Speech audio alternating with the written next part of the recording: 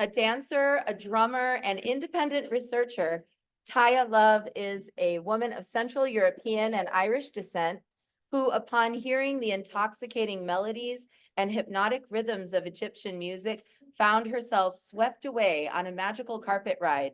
Her enthusiasm for teaching the movements and rhythms of the ancient dance of the goddess, traditionally handed down from one generation to the next, grandmother to granddaughter, is infectious. And today she will be presenting about ancient Egyptian goddess Hathor, her musician priestesses, and their use of the Systrum. Welcome, Tahya. Greetings and thank you very much. I'm delighted to be a part of this event, and in recognition of being timely so that you don't run over too much into the lunch break, I will immediately get started, again with great thanks and appreciation for the invitation to be a part of this event. So I'm going to share my screen.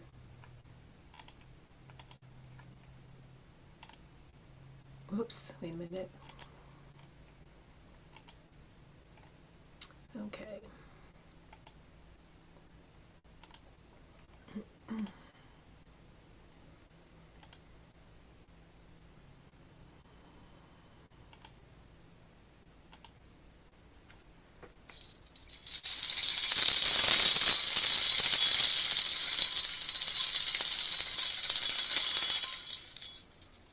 Sa, Sekem, Sa,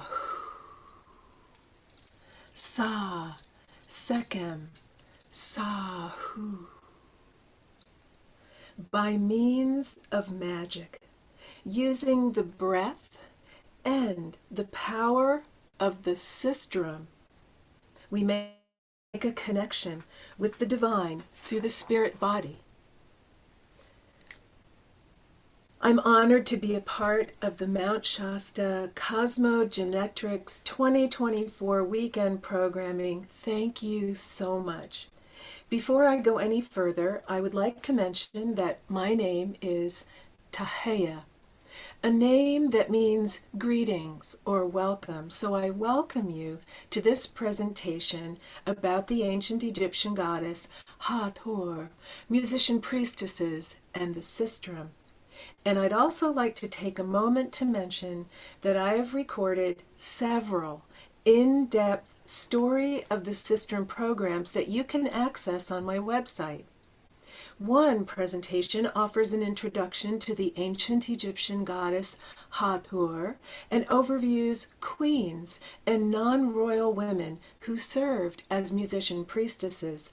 Another includes information about votive offerings to Hathor and depictions of temple ritual as illustrated on the walls of temples and documented in books. For example, Auguste Mariette's 6-volume work titled Dendera, published between 1870 and 1875 AD, or the Common Era. Another references information relevant to the goddess Hathor in association with the Nile River, and yet another expands upon sacred instruments of the goddess with imagery of the sistrum, often depicted in tandem with the frame drum. Following travels to Egypt in 2007, I was beckoned by the goddess Hathor. And by the way, at that time, I knew very little about her. And yet, she commissioned me to re-emerge the Systrum in the 21st century. The following presentation reveals a few bits and pieces of my research that ultimately led to the design and manufacture of a beautiful instrument with a story deeply embedded in ancient Egyptian tradition. And yet, it had been buried by the sands of time. Today's program includes a brief introduction to the goddess Hathor, musician priestesses, and use of the Systrum in community celebrations and temple ritual. I'm sure many of you know this is the hieroglyph for the goddess Huet, her, known in Greek form as Hathor, which means the mansion of Horus. Huet, meaning house or mansion, represented by the square in the upper left corner, combined with her, the god Horus, represented by the falcon. One of the most beloved goddesses of ancient Egypt, Hathor was known as the Great One of many names. She is the beat of the heart and the very essence of the life-sustaining energy deeply ingrained in everything. She invites you to immerse yourself in her loving energy. She is a tower of power. Goddess of fertility, nurturing mother, mistress of music and dance, Hathor's titles are numerous since she was important to ancient Egyptians in every area of life and the afterlife. She figured into the mythological understanding of the afterlife as Lady of the West, where she was understood to provide peace and solace to the souls of the deceased. Hathor's birthday was celebrated on the day that the star Sirius first rose in the sky, the heliacal rising of Sirius heralding the coming inundation. At the beginning of June, the first indications of the rise of the river could be seen at the first cataracts or white water rapids of the Nile at Aswan. A steady increase in the rise of the waters went on until the middle of July, when the water grew in intensity and volume, resulting in flooding. The Egyptian flood cycle was so consistent that the Egyptians timed the onset using the heliacal rising of Sirius as the key event to set their calendar. Hathor's association with the heliacal rising of the star Sirius and the annual flooding of the Nile, essential to fertilizing crops, also makes Hathor goddess of fertility and mistress of the river. In her celestial context, ancient Egyptians also referred to Hathor as sovereign of the stars. And as Alyssa mentioned earlier, similar to many of Nut's epithets, goddess of the winding waterway, the Milky Way, sky goddess. And as such, she was depicted as a heavenly cow who sailed upon the waterway in the heavens we now refer to as the Milky Way. A name traced back to the ancient Greeks, going back to only like 800 to maybe 500 BCE. The large spiral system of hundreds of millions of stars was seen as a waterway in the heavens, also sailed upon by the sun god Ra and the king, leading the Egyptians to describe it as the Nile in the sky. Hathor is typically depicted as a woman with the head of a cow, or a woman with the ears of a cow, or simply in cow form. She was a solar deity, daughter of the sun god Ra, and member of the divine entourage that accompanied Ra as he sailed through the sky in his bark. She was commonly called the Golden One, referring to the radiance of the sun, and texts from her temple at Dendera say her rays illuminate the whole earth. Adoration to you, Golden One, she who shines like gold in the temple of Systrum. And Hathor was the patron goddess of women and beauty. She presided over the feminine arts of adornment, enchantment, and lovemaking.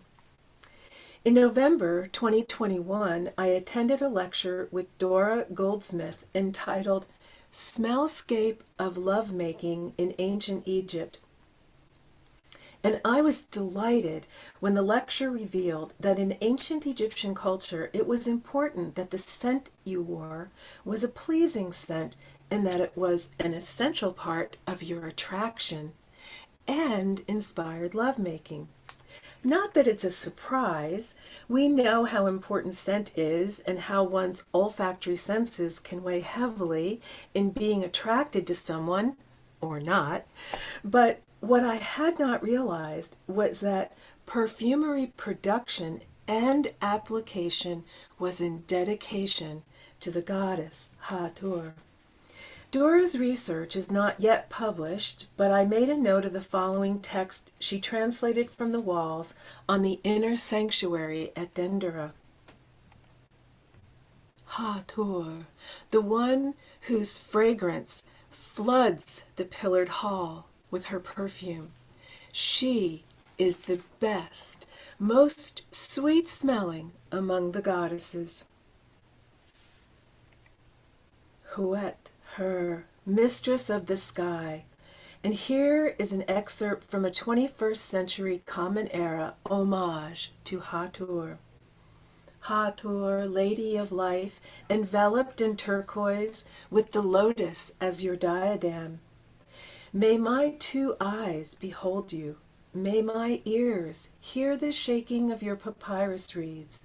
May my nose inhale the intoxication of your fragrance. And may I be one of those in your entourage who lives forever on account of you. Hathor brings great feelings of joyousness and ecstasy into our lives. She shows us the way of truth and beauty and provides a role model for the most superb qualities of woman in her roles as mother, wife, daughter, and teacher. Revitalized and restored by her powerful, life-enhancing energy, we feel her sacred rhythms of life flowing within the temple of our physical bodies. We gain the ability to magnetize and bring into our lives the people and circumstances that lead us to new experiences of the rich, creative power of the divine spirit. And we turn now to the Systrum, the representative cult object of the goddess, Hathor. This instrument, with its full face of the goddess between the handle and a frame, appears again and again as a symbol of her power. There were two unique hieroglyphs depicting the two different types of Systrum. Here we see the naos, or shrine-topped Systrum. It is believed the naos, or shrine top, on this style of Systrum is the space within which Hathor's essence resides. And the hoop type, called Sekhem, meaning mighty, powerful, alluding to the instrument's ritual power. Sa, Sekhem, Sahu. In museums throughout the world, housing artifacts from ancient Egyptian culture, we see these two types of Systrum on display, the hooped one and the naos type, with Hathor's face commonly depicted on the handle. This hoop Systrum belonged to the 20th dynasty chantress, Tapanu. The chantress recited liturgy before the statues of the gods. We know nothing more of Tapanu, but we can remember her, since her name is engraved on this instrument of her profession, the Systrum. In her 2001 thesis, The Role of the Chantress in Ancient Egypt, Suzanne Onstein explains the goal of her study was to determine what it meant to be a chantress in ancient Egypt, explaining, and I quote, "It has been shown that during the New Kingdom, the women referred to as Simuet participated in state religious rites, including processions, daily temple rituals, and the said festival ceremony. She further states, while the title God's Wife of Amun and other high-ranking titles received attention, lesser positions, such as that of the Simwet, have remained uninvestigated. And yet, since so many women of the New Kingdom and Third Intermediate Period held the title, this lack of research neglects a large segment of the population. The role was neither obscure nor unusual in ancient times. The abundance of data from private tombs and monuments concerning the women who held the title Simwet makes these women ideal subjects for a study of the status of non-royal women within their cultural and historical context. Onstein created a database of nearly 1,000 women identified as Simwet and goes on to describe musician-priestesses known to rattle the Systrum before the divinities they served, or denoted as rejoicing, praising, beating a drum, making music for the deities Ka. At Edfu, there's evidence of great noble ladies of the temple, musician-priestesses, referred to as greeting the king when he visited the temple, jubilantly beating the drum. His dissertation concludes that based on their representations in art and written media, it is clear that Simwet were vocalists. More specifically, they were associated with the percussion instruments, Systrum, drum, manat, or clappers, or simply shown clapping their hands. These circumstances lead to the conclusion that their style of vocalization was more rhythmic than melodic, and therefore the translation chantress is favored over singer. In the 1854 publication Popular Account of Ancient Egyptians by J.G. Wilkinson, we learn the dignity and importance of playing the sistrum was shown by this duty being fulfilled by the wives and daughters of the king, the queens and princesses, and the wives, daughters, and sisters of the high priests who held the sistrum and praised the deity. They were distinguished by the title Chantress of Amun, and could be thought of as a divine choir accompanying the priest as he performed the rituals. For example, when ceremonially opening the doors of the sanctuary, making offers, and adorning the statue with anointing oils. Often, as we see here, when offerings were made in the temple, the queen held two sistra as she accompanied her husband, the pharaoh, as they stood before the statue of the deity.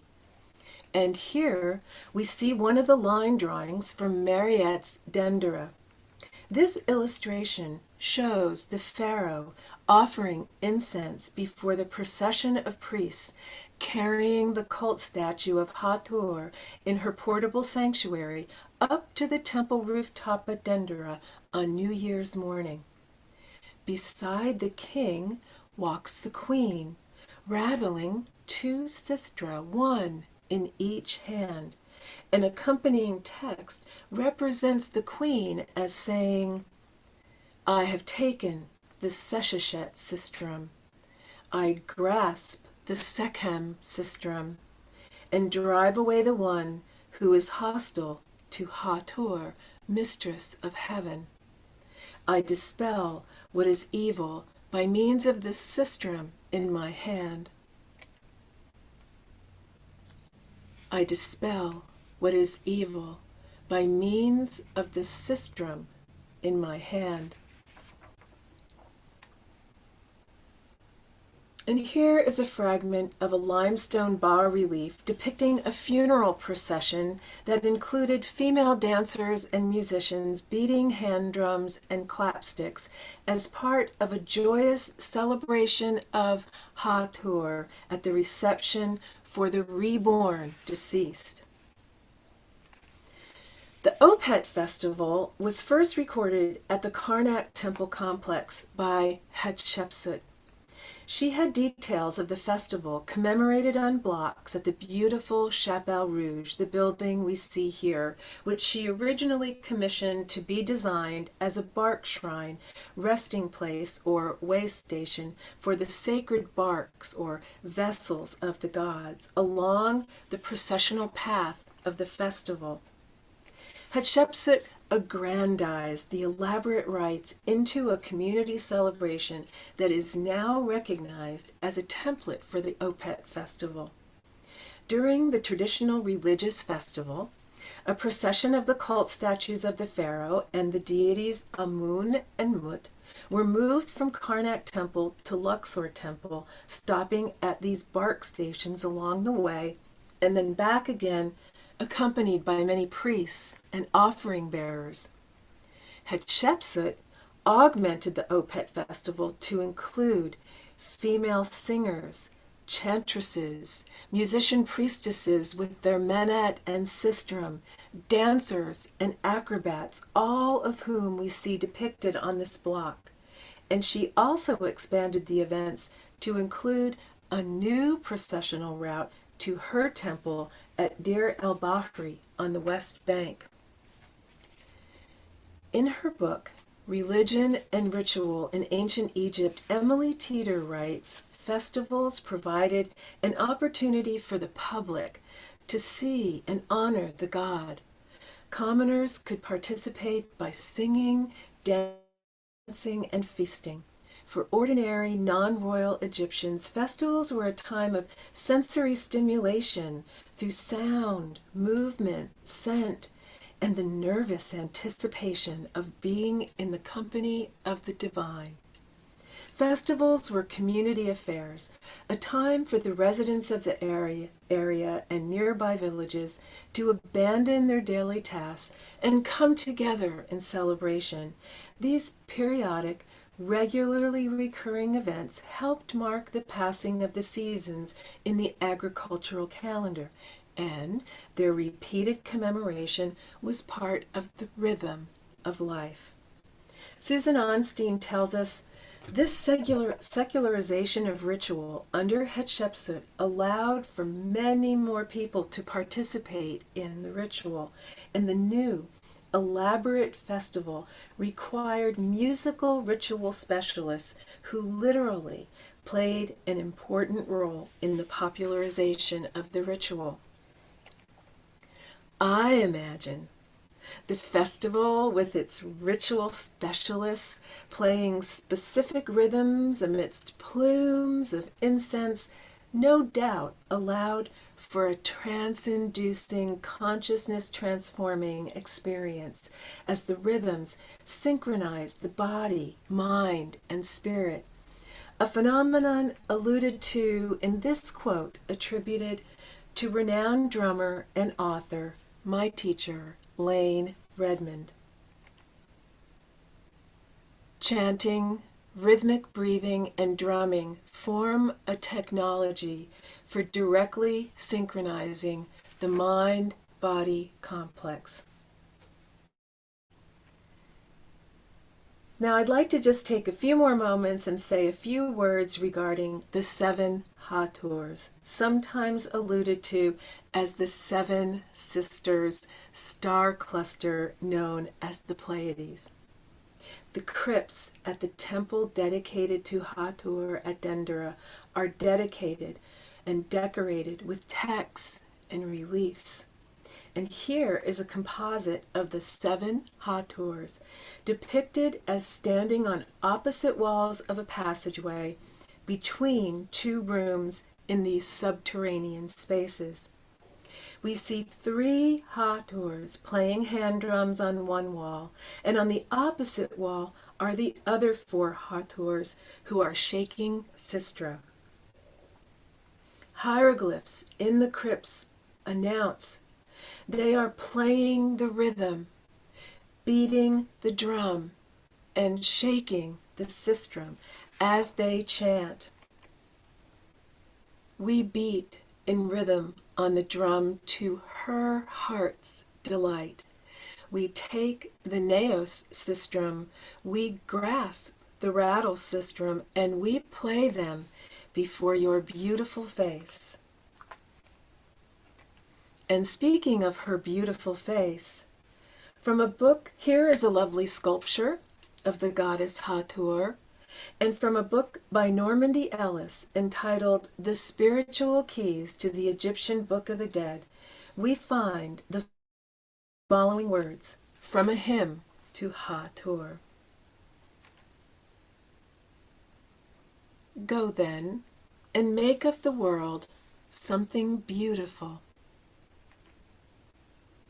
Set up and be a light in the darkness.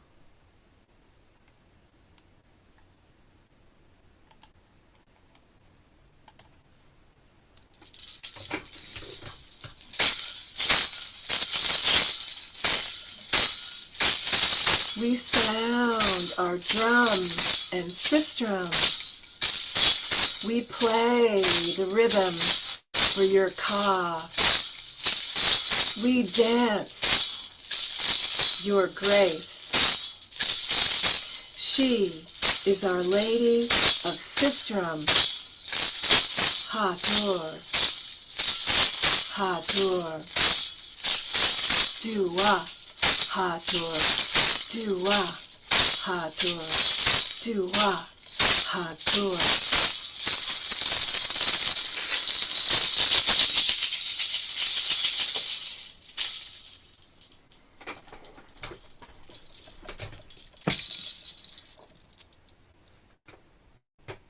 Thank you so much, Tahya. That brought together so many aspects, as you know, of the different pieces we've been investigating this morning. You've got a lot of love in the comments here and a lot of love in the room here. Thank you for Awesome. bringing wisdom today. And Thank those you. Thank you for the beautiful, invitation. absolutely wonderful. All right. Yes. And if anybody wants to learn more about Tahya's work, you can find her at tahya.com. That's her name. .com. So and that is listed also on the Cosmogenetrix page. So if you want to go and follow up, I myself am just dying to take one of her dance classes and one of her Systrum classes. Hopefully this year will be the year. All right. Please do. Yes, let's do it. Let's take a little bit of a break. We're going to have lunch now. I'm going to actually just turn off the online. So let me just give everyone, so I can see here, I'm going to give everyone a wave. Thank you, everybody who came for our morning session. We will be back at 2:15 Pacific time. That is like in 1 hour-ish from now. We'll be back online here and we will have a wonderful presentation from Priestess Raina about finding the goddess in your moon sign. So don't miss it, and see you all in about an hour, and have a good lunch.